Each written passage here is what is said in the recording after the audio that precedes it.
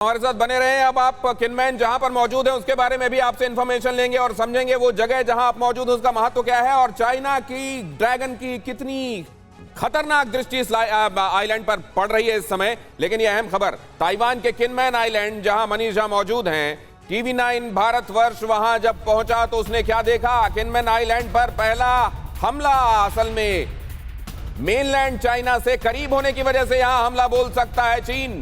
PLA किनमैन पहुंची तो हो सकता है न्यूक्लियर वॉर वाला मोड भी आ जाए। वो हम क्यों कह रहे हैं? क्योंकि 1958 में ऐसी सिचुएशन बन चुकी है। किनमैन आइलैंड पर चीन ताइवान में 3 बार जंग हो चुकी है।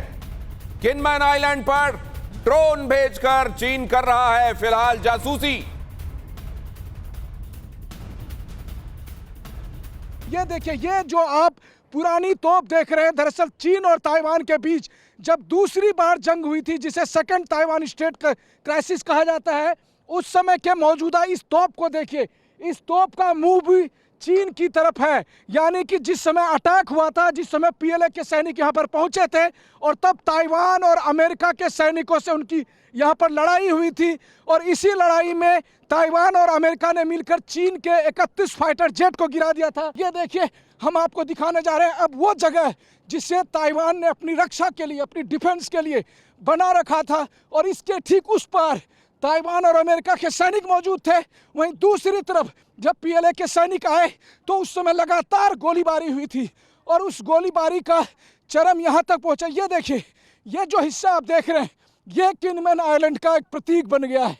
ये प्रतीक है कि ताइवान ने चीन के खिलाफ किस तरह की लड़ाई की है।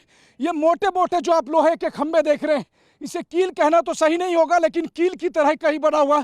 ये पूरे कोस्टल एरिया में इस तरह से बना हुआ है और इसके पीछे का पर्पस ये था कि जिस समय चीन के सैनिक यहाँ पहुंचे, उसके जहाज यहाँ पर पहुंचे, तो इन लोहे के मोटे मोटे खंभे जैसे कील से टकराकर उसे नुकसान हो सके।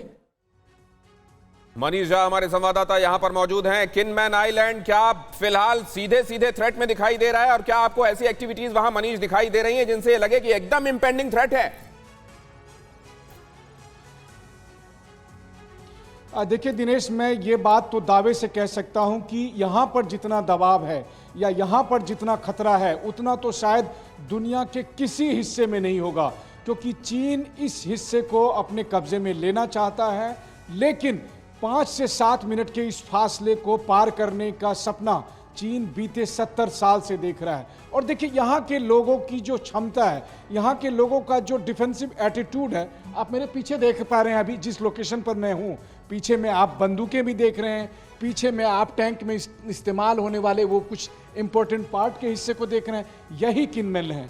किनमैन अपनी आज़ादी के लिए लड़ रहा है। किनमैन उस स्वतंत्रता के लिए लड़ रहा है। किनमैन पागलपन के उस जुनून तक चीन से लड़ने को तैयार है और वो किनमैन लड़ता भी आया है। किनमैन एक ऐसी जगह है जहां पर चीन को 3 बार शिकस्त दी गई थी और सबसे बड़ी बात है कि दुनिया के उन तमाम लोगों के लिए किनमैन आइलैंड वो उदाहरण है। जब वो पूछते हैं कि क्या अमेरिका ताइवान की मदद करने आएगा, तो मैं बताऊं कि जी हां, अमेरिका यहां आया था।